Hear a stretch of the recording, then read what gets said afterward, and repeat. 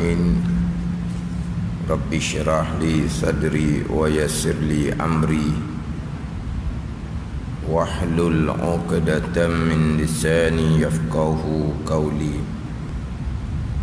Subhanaka la ilma lana illa ma 'allamtana innaka antal alimul hakim. Wala hawla wala quwwata illa billahil aliyyil azim. Kitab Penawar bagi hati, muka surat 55, bagi atas sekali. Qala al-muallifu rahimahullahu ta'ala wa nafa'ana bi'ulumihi amin. Dan bahawasanya ujub itu kelakuan hati, sifat hati yang dicela pada syarak, mazmumah. Tambahan lagi, membinasakan ia ujub akan pahala ibadah. Dan bahawasanya ujub itu kelakuan hati yang dicela pada syarak. Dan bahawasanya ni ataf pada kata hak permulaan, di permulaan bab yang ke-9 pada menyatakan ujub. Di permulaan tu, ketahui olehmu bahawasanya ujub itu membilang besar ia akan dirinya. Dan bahawasanya ujub itu, yakni ketahui olehmu bahawasanya ujub itu kelakuan, yakni sifat hati yang dicela pada syarak, sifat hati yang mazmumah, yang zamimah, yang dicela, yang diharamkan pada syarak. Bukan setakat yang dicela pada syarak, tambahan lagi membinasakan ia yang ujub akan pahala ibadah. Bukan hanya ujub adalah sifat yang dicela pada syarak, sifat yang diharamkan pada syarak, bahkan tambahan lagi membinasakan ia akan pahala ibadah. Membinasakan makna membatalkan akan pahala ibadah. Bukan setakat ujub tu berdosa sebab dia dicela, yakni diharamkan pada syarak, bahkan kerana sifat ujub membinasa, yakni membatalkan pahala ibadah yang diujub tu.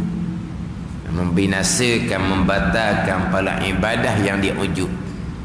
Dia beribadah, dia hairan diri dengan rajin dia sembahyang sunat, dengan rajin dia membaca Al-Quran, serta tidak takut Allah Ta'ala tarik kembali kekuatan dia untuk sembahyang sunat, untuk membaca Al-Quran, serta lupa bahawa boleh sembahyang sunat, boleh membaca Al-Quran adalah taufik hidayah daripada Allah. Jadi dia sembahyang sunat, dia membaca Al-Quran serta ujub tadi ni, terbatal pahala ibadah dia tu. Terbatal pahala ibadah. Batal ibadah itu pekoh. Batal ibadah itu pekoh. Tasawuf dia tidak membatalkan ibadah, dia membatalkan pahala ibadah. Dia tidak membatalkan ibadah. Sebab kalau batal ibadah, wajib diulangi kembali, wajib kena buat semula. Kalau waktu sudah habis, wajib diqadhakan kembali. Itu membatalkan diri ibadah tu pekoh. Membatalkan diri ibadah tu pekoh. Kemudian kita cerita pekoh lah. Tetapi yang bukan kata masalah batal, bahkan syarat untuk sah. Dia batal ni sah dulu cukup syarat sah, kemudian berlakulah perkara yang membatalkan. Pada ni, kalau contoh kita semayang sedar, contohlah di tapak kaki ada tahi cicak, Allah batal dah semayang. Dah tu batal semayang, tak sah. Batalnya macam mana? Semayang comel-comel, cicak berok atas tubuh kita, tu panggil batal. Kalau memang di tapak kaki kita tu ada tahi cicak, tu dah panggil batal. Tu tidak sah, sebab tidak cukup syarat sah daripada awal. Ke sama kita faham? Tidak sah dengan batal sama ke? Tak sama. Jadi hak berkaitan dengan bukan bicara bab sah batal, bicara bab syarat untuk sah. Kalau tidak lengkap syarat untuk sah, tu tak sah daripada awal, tak ada timbul batal lah. Syarat untuk sah ibadah Islam dan iman. Ingat baik tu. Syarat untuk sah ibadah Islam dan iman. Sebab beribadah kita, mengabdikan diri kita akan Allah, masuk di bawah bahagian ihsan yang disebut oleh Nabi sallallahu alaihi wasallam, an ta'budallah, itu ihsan, bahawa engkau mengabdikan diri akan Allah dengan bahawa engkau mengerjakan suruhan zahir dan batin dan meninggalkan larangan zahir dan batin. Itu ihsan. Syarat untuk sah ihsan, syarat untuk sah pengabdian diri kepada Allah adalah Islam dan iman. Islam dan iman itu syarat untuk sah ihsan, pengabdian diri kepada Allah Subhanahu wa taala. Kemudian ihsan tadi yang cukup syarat sah, ihsan yang ini orang Islam yang beriman tadi, ihsan itulah yang menyempurnakan Islam dan iman. Untuk sah ihsan, pengabdian diri kita akan Allah, untuk sah sembahyang puasa lah, itu ihsan lah tu. Untuk sah ihsan adalah Islam dan iman. Kemudian ihsan ni adalah syarat untuk sempurna Islam dan iman. Islam yang beriman tetapi tidak mengabdikan diri akan Allah, maka orang Islam lah, berimanlah dianya, tapi orang Islam beriman yang tidak sempurna, yang derhaka kepada Allah. Jadi nak sempurna Islam dan iman adalah ihsan. Tapi nak sah ihsan, syaratnya Islam dan iman. Tu. Boleh pergi kepada syarat sah bahagian pekoh pula. Cuma dalam kitab-kitab ni jaranglah. Contoh dalam kitab Fathul Mu'in yang kita baca lepas isyak tu, dia tidak datangkan Islam sebagai syarat sah semayang. Syarat sah semayang didatangkan 4-5 gitulah. Syarat sahnya suci daripada hadas kecil, hadas besar, suci daripada najis, menghadap qiblah, menutupi aurah, mengetahui masuk waktu sembahyang. Tidak didatangkan syarat sah Islam, yakni Islam yang beriman. Sebab apa? Itu tetap dah. Tiap-tiap ibadah yang bergantung kepada niat, syarat sahnya adalah Islam dan iman. Lepas tu tidak didatangkan. Ada semua kitab macam kitab Idatus Sibyan didatangkan syarat sah yang pertama Islam. Itlaq Islam, sebut Islam, Islam yang beriman. Tapi dalam Fathul Mu'in kita tak sebut lepas isyak, kuliah lepas isyak tu, sebab memang tetap dah. Syarat untuk sah ibadah adalah Islam, yakni Islam yang beriman. Itu untuk sah. Kemudian pergilah pula kepada syarat hak pekoh pula, zahir. Lengkap. maka sahlah ibadah, sahlah semayang contohnya, sahlah puasa contohnya. Yang yang membatalkan pula pahala adalah sifat-sifat kecelaan. Sekarang bicara ujub. Riya membatalkan pahala ibadah, hasad membatalkan pahala ibadah, bukan membatalkan ibadah.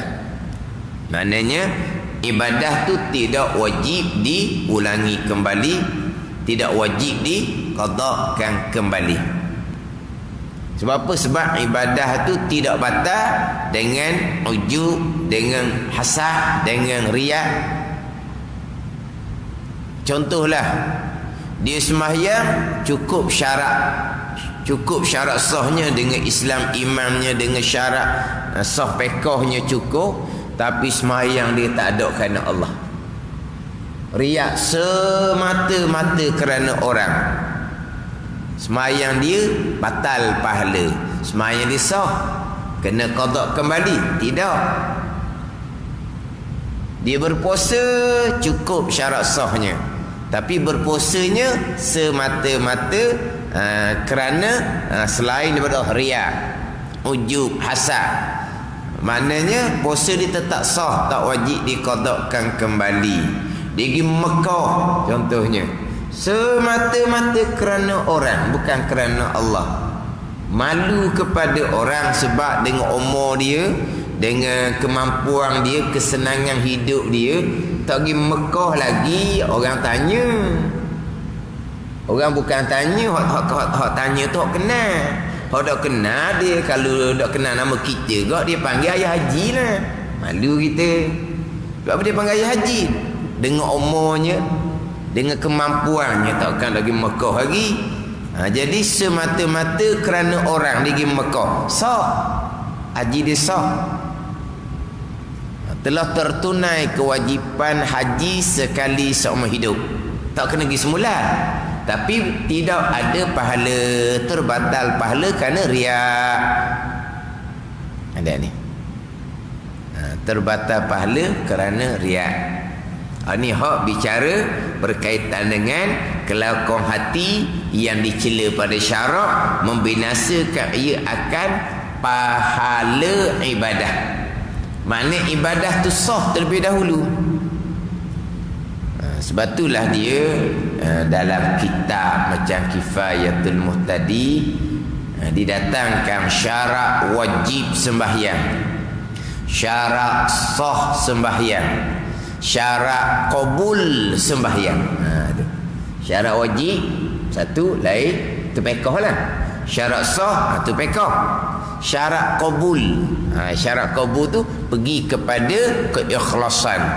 Tidak ada riak, tidak ada ujub, tidak ada hasad.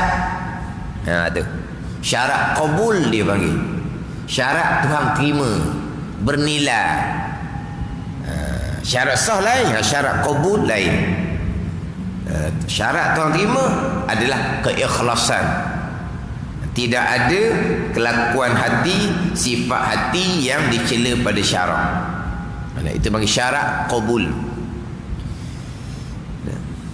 Tambahan lagi, membinasakan ia akan pahala ibadah. Dia ni comel lah, disebut terang-terang pahala ibadah.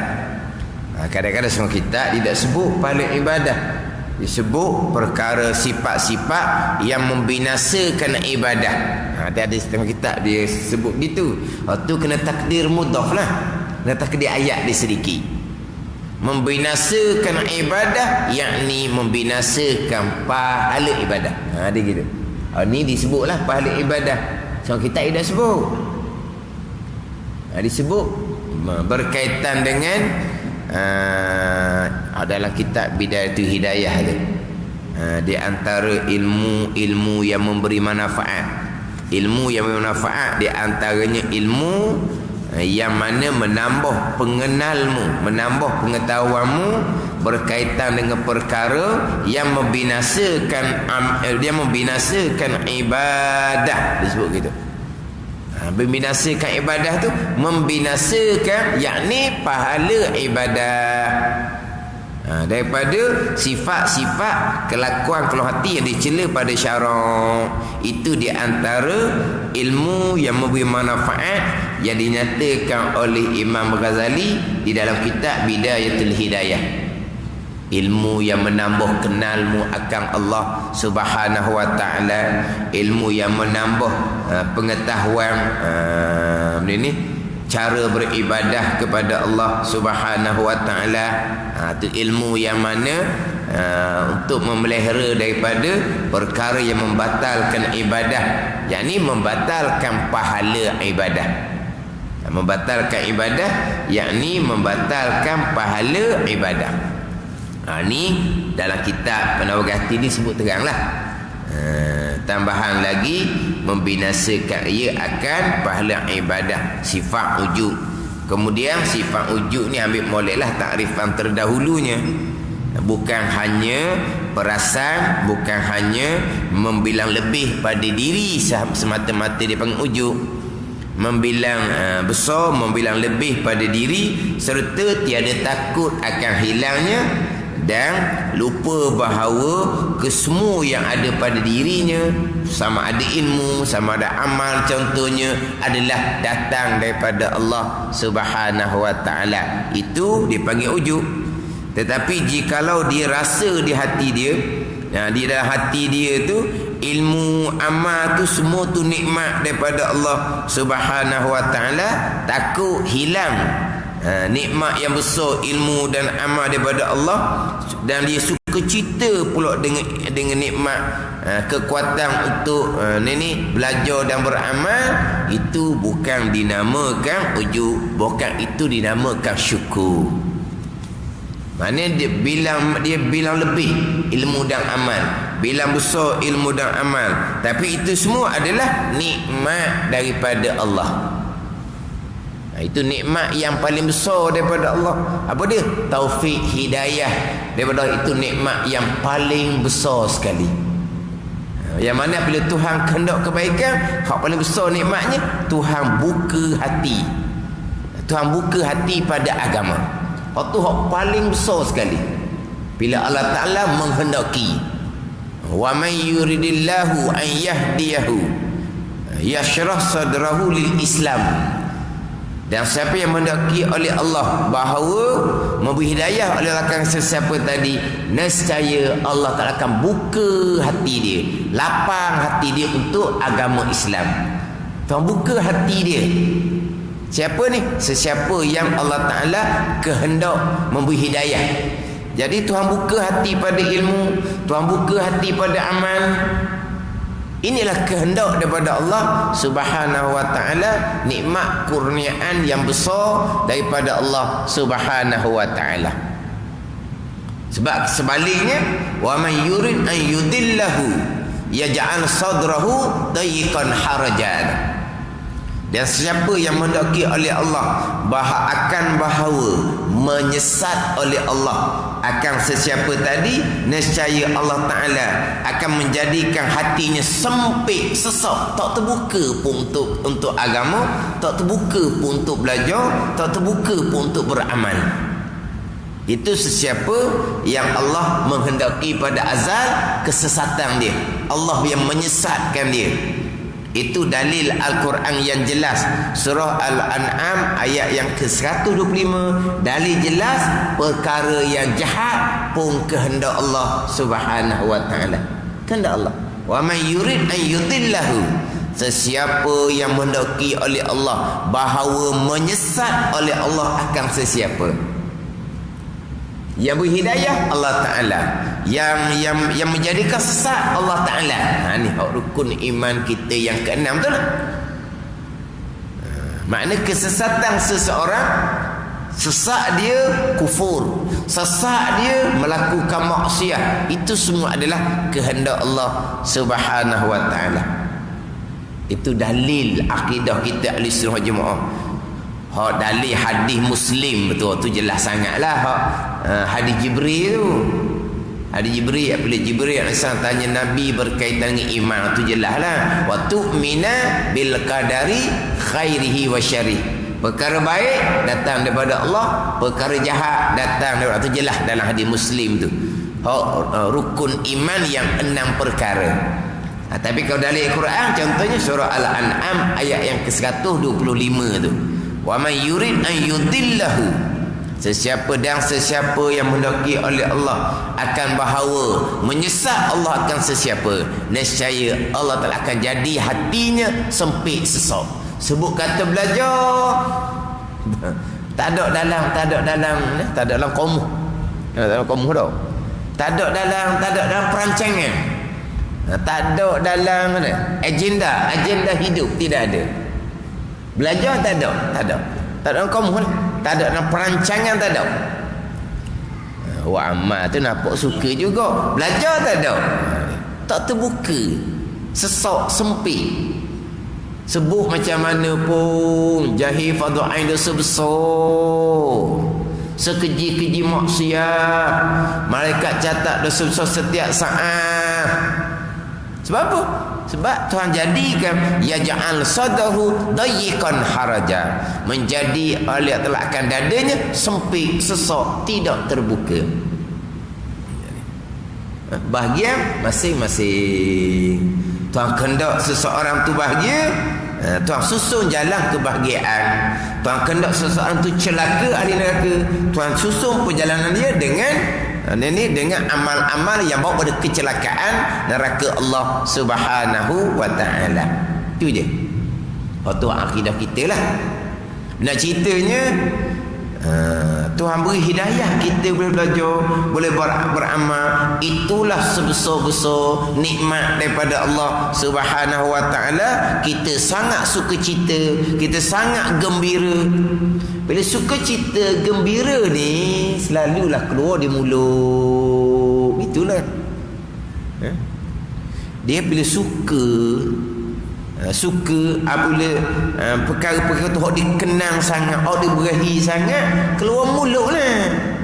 Ada ni, tengoklah kalau orang berahi mainan, mulut dia cerita mainan. Kalau orang berahi ha bola, mulut dia cerita ha bola. Kalau orang berahi politik, mulut dia cerita politik. Gitulah. Kalau jenis berahi kawatina, mulut dia cakap kawatina. Ada kawatina, betina tak? Dia bahi kan ada orang pesan gitu kan? Tak ada cakap lain. Cakap orang perempuan je dia.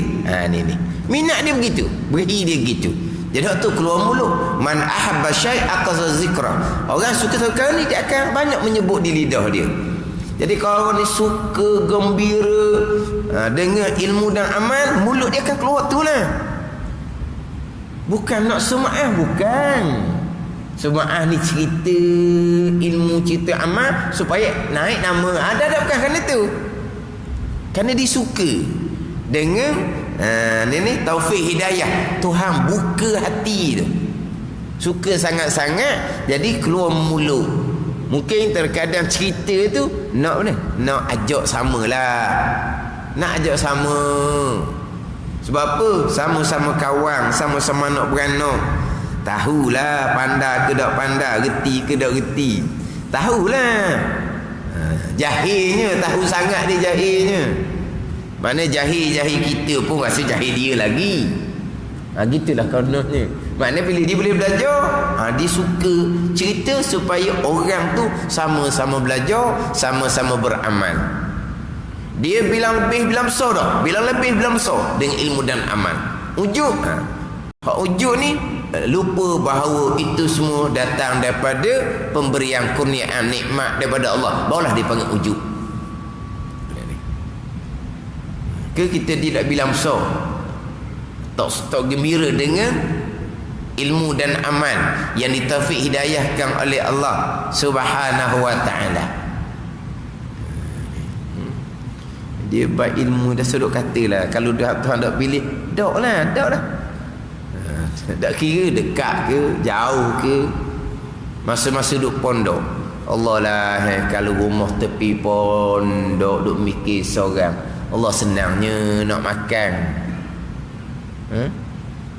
Benda ni kain pakar pun mudahnya. Sebab apa? Balik rumah lah. basuh. Gitulah. Makan pun senangnya kalau duduk tepi pondok. Duduk berangan sorang. Tapi hak Tuhan letak tepi pondok tak pernah masuk mengaji pun. Itu je lah. Kita mari dia jauh. Mari dia jauh tu masih lagi Malaysia. Dulu masa ngaji di pondok Pasir Tumbuh no, Sabah. Lakoh laut boleh mari. Lakoh laut. Sabah pula dengan Sarawak, Sabah lagi jauh. Dah, Sabah lagi jauh. Lakoh laut. Yang mana pelajar dia mari belajar? Jauhnya. Tapi tepi pondok dah cara masuk dalam pondok sekali seminggu kerana masjid Jumaat dalam pondok. Jadi masuk hanya kerana nak semayang Jumaat. Sebab masjid Jumaat kampung tu dalam pondok, masjid pondok lah. Jadi masuk lah semua sekali je. Orang mengajar tak pernah peduli, tak pernah. Mana kalau kita kata tak ada orang komuh. Gitulah juganya. Ada. Tak ada pilih. Yang itu duk mikir, kalau rumah mak ayah pergi pondok senang kan nak makan, nak basuh baju. Cakap kalau tu duk pergi pondok tak ada pilih, tak juga. Tu cerita tepi pondok. Hak dalam pondok. Hak dalam pondok. Tak luar, hak dalam pondok. Hak dalam pondok, hak tak boleh nak perambat keluar. Hak dalam pondok, hak tak boleh nak perambat keluar. Sebab apa? Rumah di situ. Rumah di situ nak perambat keluar macam mana? Kalau pelajar pondok buat tunggu perambat balik. Itu dinupang jadi pondok bukan rumah dia pondok tu. Mana kalau pelajar buat tunggu akan perambat balik Hak ni hak tak boleh perambat. Sebab apa? Kalau hambat dia naik rumah tunggu. Sebab apa? Anak tunggu sendiri. Belajar tambah. Ada seumpama tu. Lepas nenek ayah meninggal, Allah menyesalnya tak belajar. Lepas tak ada pun menyesal tak belajar. Sebab apa? Tak ada bahagian. Tak ada bahagian. Atau kata Tuhan beri kekuatan belajar beramal, memang akan bilang besar, bilang lebih. Sangat-sangat suka cita, gembira dengan nikmat kurniaan Allah Subhanahu wa ta'ala. Tu biasa dah belik tu. Dah belik tu. Tepi pondok kadang-kadang Allah lah. Nak kata dak berahi ke pondok, berahi sangat, sanjung sangat, puji sangat. Kalau pondok buat gotong royong kok, mereka lah perlu hujat buat kerja. Kita budak pondok ni tengok tunggu ada nitah, tunggu tak ada, larilah kitanya. Kita bukan jenis orang kerja. Bukannya pandai. Menggodok pondok ni panas-panas tak pernah kena. Nak gotong royong tengah panas, pergi muka. Pergi. Ada ni. Dah pondok masjid, pondok masjid. Tak ada kena panas. Lepas tu nak gotong royong tengah panas. Mana tahan kita.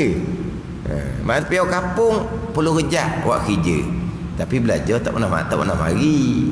Tapi kalau jumpa orang, Allah kampung kami ada tubuh alim buka pondok, marilah belajar. Ajak orang mari belajar. Dah kamu, saya dah pergi lagi. Dekat sekali. Gitulah. Mana apa? Bahagian masing-masing.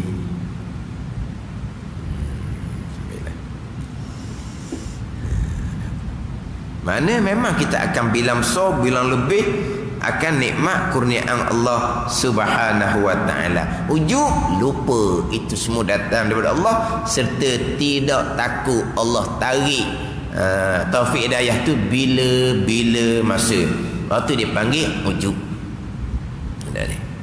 Kena fahamlah pula, bukan ujub hanya setakat membilang lebih semata-mata, bukan. Sebab kadang-kadang sebut ujub ni membilang lebih akan diri pada ilmu, pada amal. Contoh bercita kata tak kena, tak betul gitu. Dia kena lengkapkan apa dia takrifan ujub ni dalam kitab Penawar Bagi Hati. Sebab memang hati kita akan bilang besar, bilang lebih akan kurniaan nikmat daripada Allah Subhanahu wa ta'ala. Dia ujub ni dia atas syirik yang kecil, syirik yang tersembunyi. Ujub ni membinasakan akan pahala ibadah. Telah berfirman Allah Subhanahu wa taala. Ini menceritakan berkaitan dengan sifat ujub. Wa yauma hunainin iz a'jabatkum kasratukum falam tughni ankum syai'a. Surah Taubah ayat yang ke 26. Ayat yang ke 26.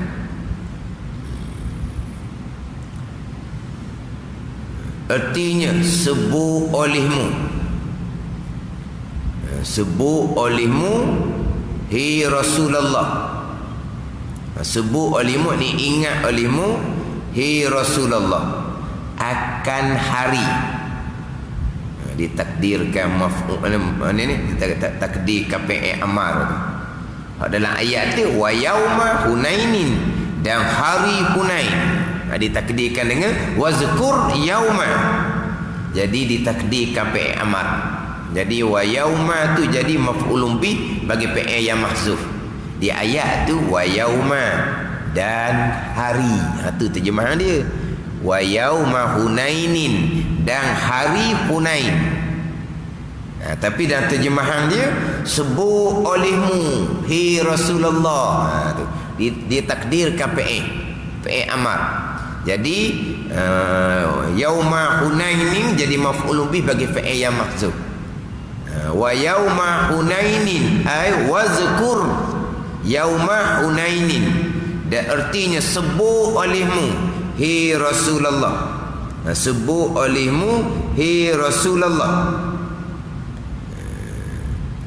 akan hari memerangi kamu akan puak Hawazin pada lembah yang dinamakan dengan Hunain.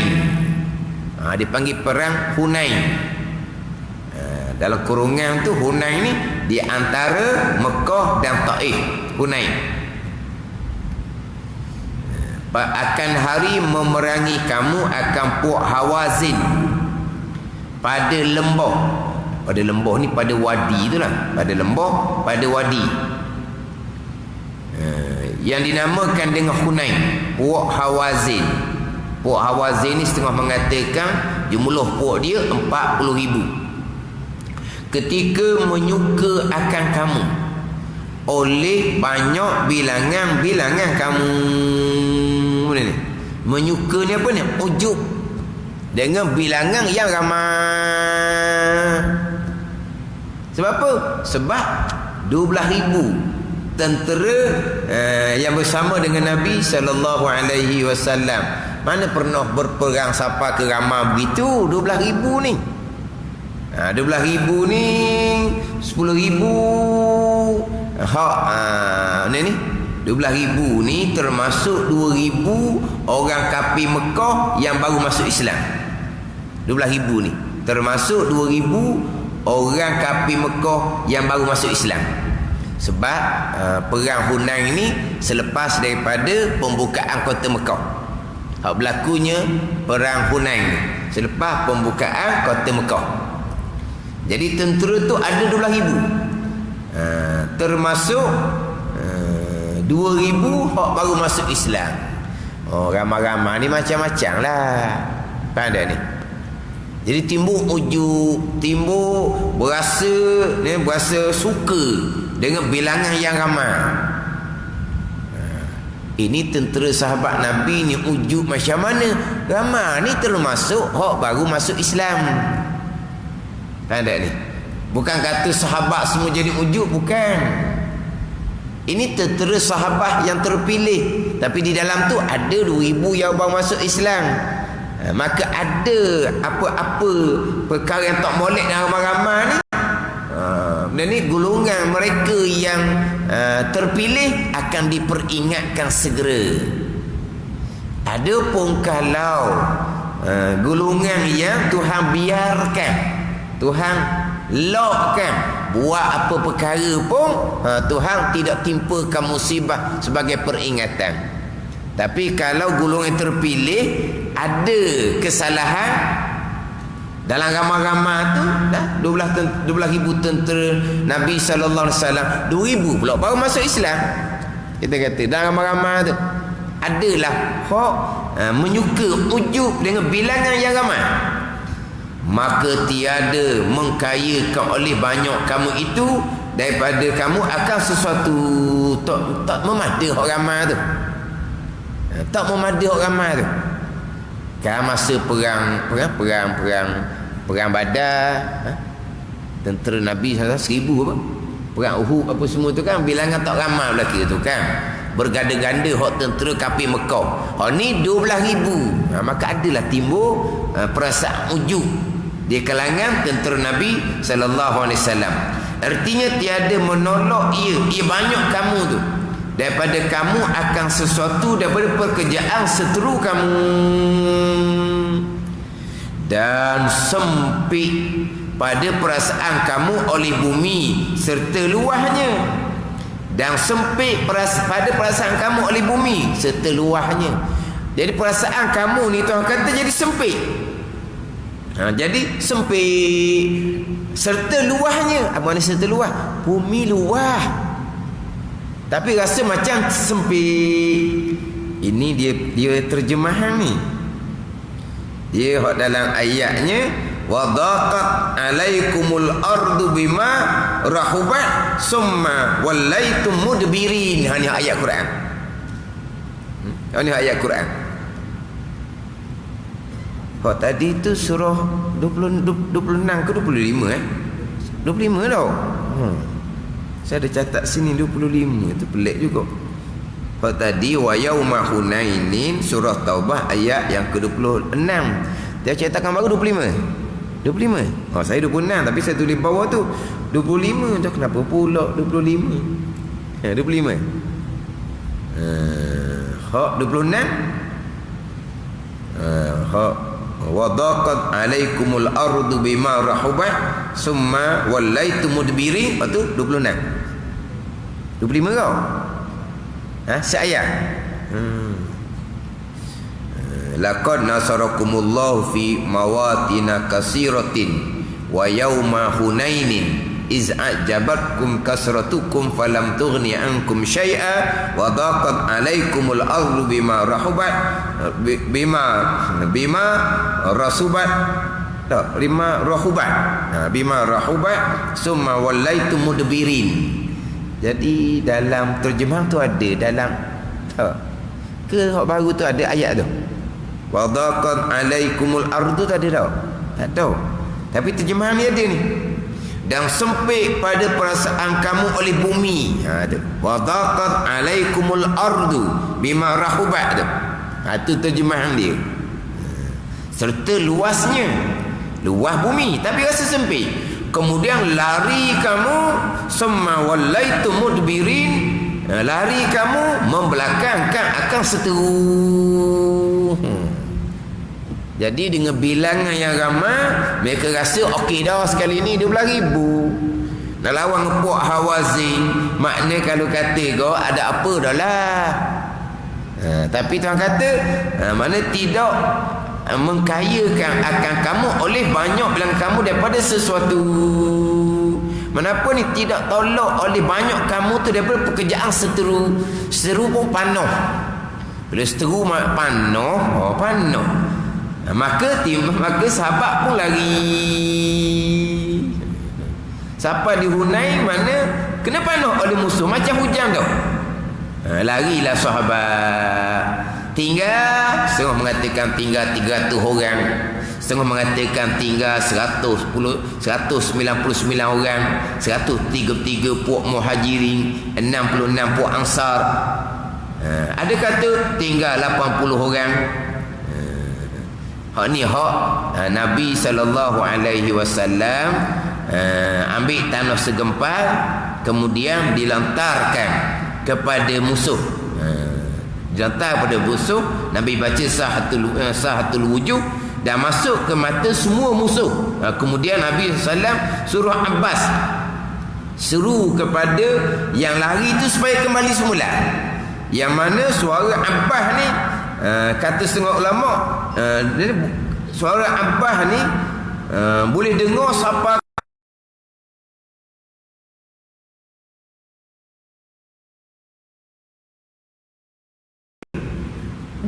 spekar masjid hok dia akak tinggi tu. Kampung sebelah je dah. Kampung sekolah 2-3 kilo je. Tinggi-tinggi 5 kilo. Ni hok tu ayat wa ma ramaita iz ramaita walakinnallaha rama. Sebab Nabi genggam tanah. Nabi baca Sahatul Wujuh tu, Nabi pun campur masuk dalam mata orang kafir belaka. Dia masuk mata orang kafir, kau tak boleh nak manah dia lah. Tu hak Nabi suruh Abbas panggil semula hak lari. Mula-mula rasa ujuk mana? Ada apa dah 12,000. Senang je ni. Siapa-siapa kena panah umpama hujan. Waktu ayat wa ma ramaita iz ramaita walakinnallaha rama. Tidak melontar pasir engkau ya Muhammad ketika engkau melontar pasir, akan tetapi Allah Ta'ala lah yang memasukkan pasir ke dalam mata orang kafir. Tidak melontar pasir engkau ya Muhammad. Saya mengaji ni pada hakikat. Izramaita ketika engkau lontar pada zahir. Ni hak catatan tunggu ngajar belaka lah ni. Tidak melontar pasir engkau ya Muhammad pada hakikat. Izramaita ketika engkau lontar pada zahir. Zahir engkau lontar, hakikatnya bukan engkau yang melontar, akan tapi Allah Ta'ala lah yang memasukkan pasir ke dalam mata orang kafir. Ini ayat bab ikhtiar usaha ni. Ayat bab ikhtiar usaha.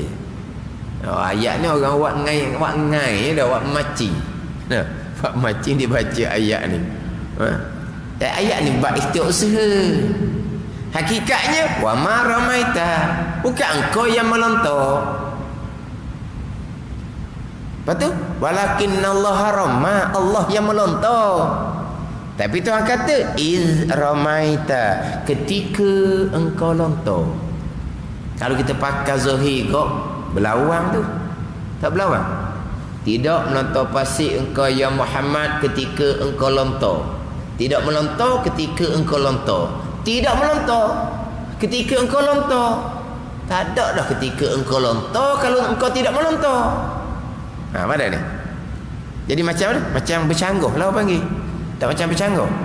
Tidak melontar pasir engkau ya Muhammad. Engkau tidak melontar pasir ketika engkau lontar.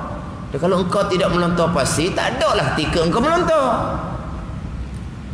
Tidak melontar engkau ya Muhammad ketika Allah yang melontarkan pasir. Baru ngam. Tak. Tidak melontar pasir engkau ya Muhammad ketika Allah melontarkan pasir. Tidak melontar pasir engkau ya Muhammad ketika engkau lontar. Ketika engkau ya Muhammad lontar. Engkau tidak melontar ketika engkau lontar. Ni jadi macam berlawang ni. Engkau tidak melontar ketika Allah melontar. Barulah nyam. Ni ayat Quran ni hak bab ikhtiar usaha. Tidak melontar engkau yang Muhammad, itu hakiki dia. Hakiki hak Tuhan belaka. Izramaita ketika engkau lontar tu pada zahir je, majazi je. Engkau yang Muhammad lontar tu letak je, bukan hakiki. Hakikinya engkau tidak melontar. Hakikinya walakinnallaha rama, Allah yang melontar, itu hakiki. Mana izramaita ketika kelontar itu hanya pada zahir. Zahir siapa yang melontar? Nabi SAW. Jadi Nabi lontar ni pada zahir, majaz sahaja, letak sahaja. Hakiki wa ma ramaita, hakikinya walakinnallaha rama, itu hakiki. Ini kita ahli sunnah wal jamaah.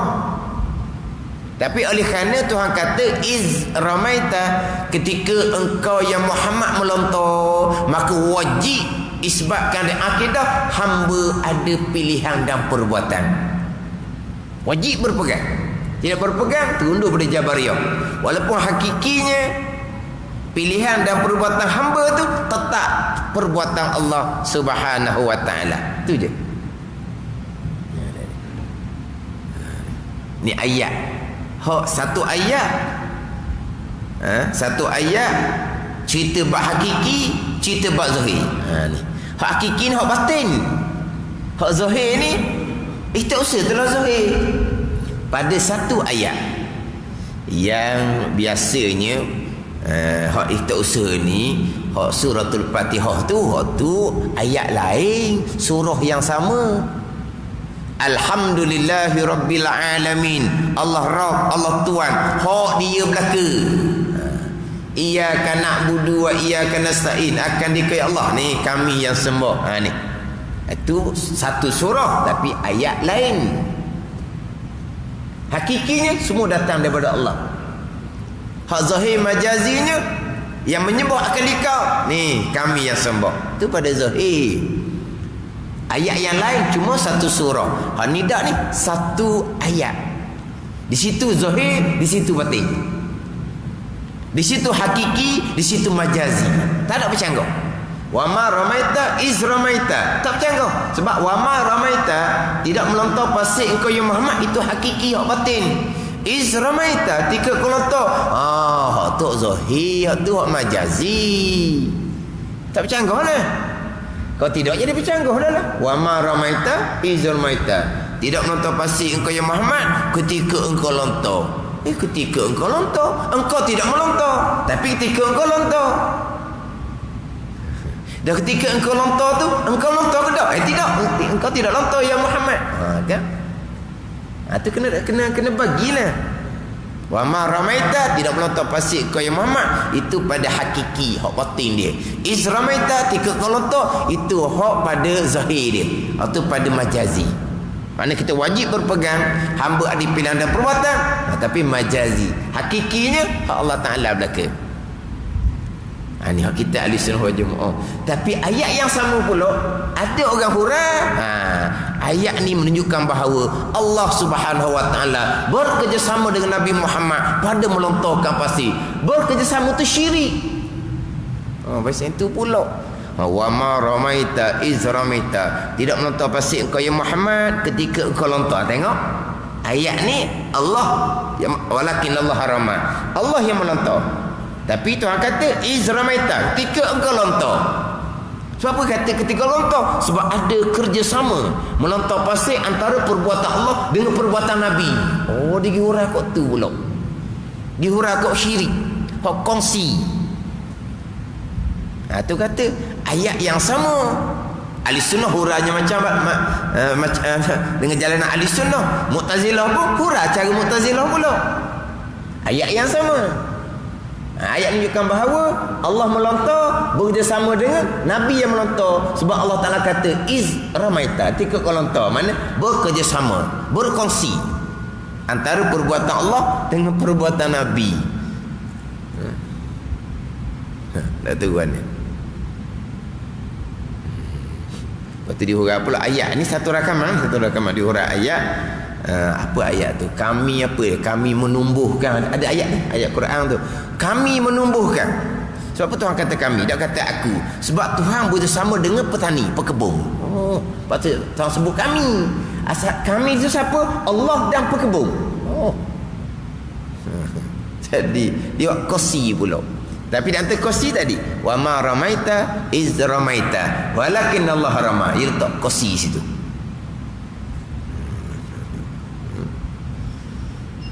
Jadi ayat yang sama tapi huraian yang lain-lain. Nabilah. Wa ma ramaita itu pada hakiki, iz ramaita itu pada zahir majazi, walakin Allah harama itu hakiki. Allah Ta'ala lah yang menjadikan segala-galanya. Hamba makhluk tak bekas sama sekali. Bukan hamba makhluk, tidak ada sebarang perbuatan hamba, termasuk para anbiya, termasuk para malaikat. Semua yang berlaku adalah qada dan qadar Allah Subhanahu wa Ta'ala. Dan bersabda Rasulullah sallallahu alaihi wasallam, salasun muhlikat. suhum muta' wa hawa muttaba' wa ijabul mar'i bi nafsi. Hadis cerita berkaitan dengan ujub, satu sifat hati yang dicela pada syarak. Wallahu a'lam. Bismillahirrahmanirrahim. Alhamdulillahirabbil alamin wassalatu wassalamu ala sayyidil mursalin wa ala alihi wa sahbihi ajma'in. Allahumma iftah alaina futuhal arifin, Allahumma allimna ilma akdamin, wa fahimna famasabikin, warzuqna ruqat talibin. Allahumma zidna ilma wa alhiqna bis salihin. Wa sallallahu ala sayyidina Muhammadin wa ala alihi wa sahbihi wa sallam. Walhamdulillahirabbil alamin.